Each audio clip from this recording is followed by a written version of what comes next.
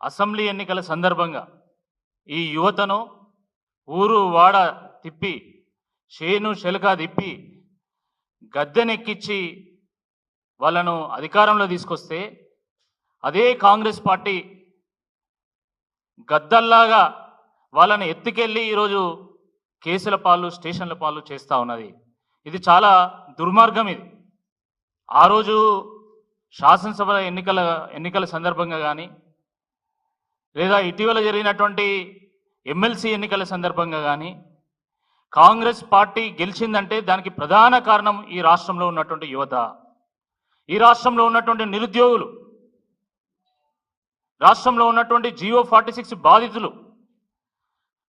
కానీ ఆ నిరుద్యోగ యువతనే ఈరోజు మా కష్టాలు చెప్పుకుందామని చెప్పి వాళ్ళు ప్రజాభవన్కు వెళ్తే వాళ్ళ కష్టాలను వినకుండా ఈరోజు వాళ్ళ కన్నీళ్లను తుడవకుండా ఈరోజు వాళ్ళను కొట్టి వాళ్ళని కేసుల పాలు చేసి వాళ్ళ మీద అరాచకం చేయడం చాలా దురదృష్టకరం. ఆ రోజు కాంగ్రెస్ పార్టీ ఏం చెప్పింది? ఇది ప్రజాభవను, ప్రజల కన్నీళ్లు చూడడం, ప్రజల కష్టాలు వినడము ఈ ప్రజాభవన్ కర్తవ్యం అన్నారు అని అనేక రకాలుగా కాంగ్రెస్ పార్టీ కహానీలు చెప్పింది.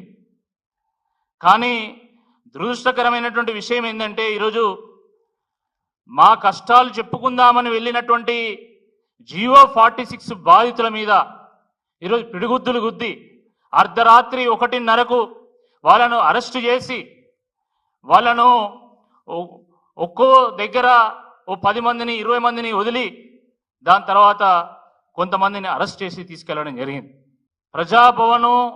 ప్రజాభవన్కు జియో 46 బాధితులు అనేక సందర్భాలుగా వెళ్ళిండ్రు, అనేక సందర్భాలుగా వాళ్ళ సమస్యలు చెప్పుకునేటువంటి ఒక ప్రయత్నం చేసిండ్రు.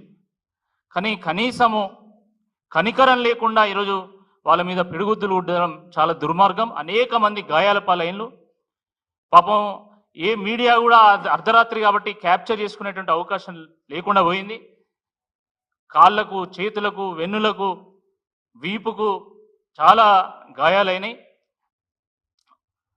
మమ్మల్ని ఇక్కడ నిరసన తెలుపనీయడం లేదని చెప్పి వాళ్ళు తెల్లవారు మళ్ళీ అమరవీరుల స్తూపం దగ్గర, అమరజ్యోతి దగ్గర వెళ్ళి అక్కడైనా మా గోస అమరులకైనా చెప్పుకుందామని వెళ్ళి అక్కడికి వెళ్ళి దీక్ష చేస్తూ ఉంటే మళ్ళీ నిన్న ఉదయం 10:30కు వాళ్ళని అరెస్ట్ చేసి వాళ్ళని తీసుకుపోయి బండ్లగూడ పోలీస్ స్టేషన్లో పెట్టడం జరిగింది.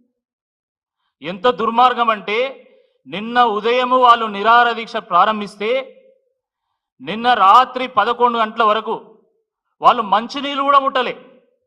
నేను వెళ్ళి వాళ్ళని పరామర్శించి స్వయంగా బీఆర్ఎస్ పార్టీ కార్యనిర్వాహక అధ్యక్షులైనటువంటి కేటీఆర్ గారితో మాట్లాడిపించిన తర్వాత, కేటీఆర్ గారు మీ ఆరోగ్యం మాకు చాలా ముఖ్యం, మీ భవిష్యత్తు ముఖ్యం కాబట్టి మీరు ఎట్లనైనా చేసి మీరు దీక్ష విరమించండి, మీకు అండగా మేముంటాం, మీకోసం మేము కొట్లాడతాం, అవసరమైతే మా ఎమ్మెల్యేలు అందరినీ కూడా చీఫ్ సెక్రటరీ దగ్గర తీసుకెళ్ళి మీ బాధను వినిపిస్తామని చెప్పినా కూడా వాళ్ళు దీక్షను విరమించకుండా వాళ్ళు నిన్న రాత్రి 11 గంటల వరకు దీక్ష చేస్తే కూడా కనీసం కాంగ్రెస్ పార్టీ నాయకుడు ఒక్కడు కూడా పట్టించుకున్నటువంటి నాదులు లేడు. ఒక మంత్రి కూడా వాళ్ళతో మాట్లాడినటువంటి పాపాన ఓలే. ఇదా ప్రజాపాలన? ఇదా మీరు తీసుకొచ్చినటువంటి మార్పు? ఇంత దుర్మార్గమా? జాలి, దయ, కరుణ, కనికరం అనేటువంటిది మీ డిక్షనరీలో అసలు లేనట్టున్నది.